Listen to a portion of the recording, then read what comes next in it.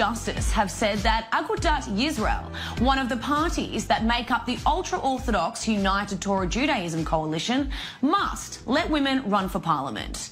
They have been ordered to change a clause by September 2nd that prevents women from being members of parliamentary parties. A representative of the state said that the party's rules were discriminatory, but lawyers of the party say that preventing women from running shows them respect. Here to talk to me further about this issue is an expert on ultra-Orthodox society, Estee Rieder of Nivcharot. Thank you so much for being with me, Estee. Now, first of all, you're an advocate for women's rights, specifically within ultra-Orthodox communities, or parties rather. And you're a founder of an organisation called Mנבחרות. Yeah. Tell us a little bit about that organisation. Okay, so it's actually established in 2012 already.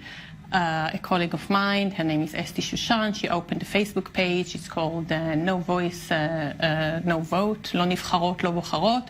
If we are not allowed to be part of the parties, we will not vote for you. And by 2015, there were more and more women. And in 2016, we established an organization, and I became one of the CEOs there. And we work in two channels. In one channel, we try to raise awareness in the ultra-Orthodox community with men and women to the fact that they need representation, and feminist rights is something very important from them. And from the other side, we are trying to do whatever we can with state channels.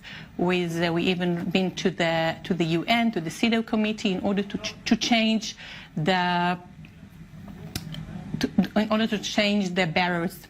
Yeah. Now, you had this victory in the High Court yesterday, but what does it mean as far as actually transferring this victory from the courtroom into Parliament and making any sort of genuine changes within the party? You know, we shouldn't just say, well, it's something very small and it's very symbolic, because we have to understand that for ultra-Orthodox women, the year is not 2018, it's 1918. We are in the middle of the suffragette fight, and even the smallest thing is very, very significant for us. It's the voice that we heard yesterday from the Supreme Court was very, very important to us, to women in that field.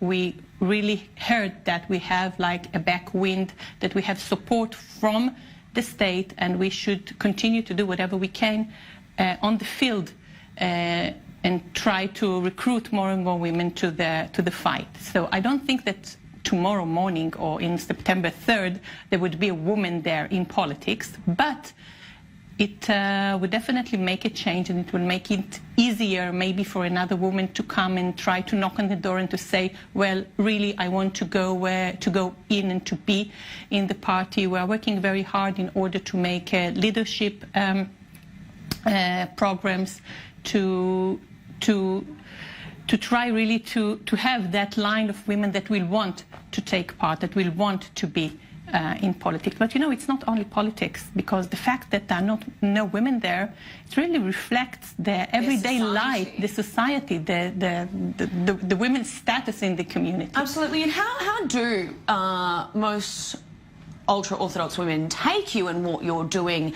You know, do they appreciate your work, or are there some people who have their reservations about it? You want me to balance it? Well, I'm trying, you know, to look on the bright side in order to continue to smile and to continue to do my work. It's not easy. It's not that we have like a lot of supporters, but there is a progress. There are more and more men and more and more women that support us, but still there are a lot of people that are against us.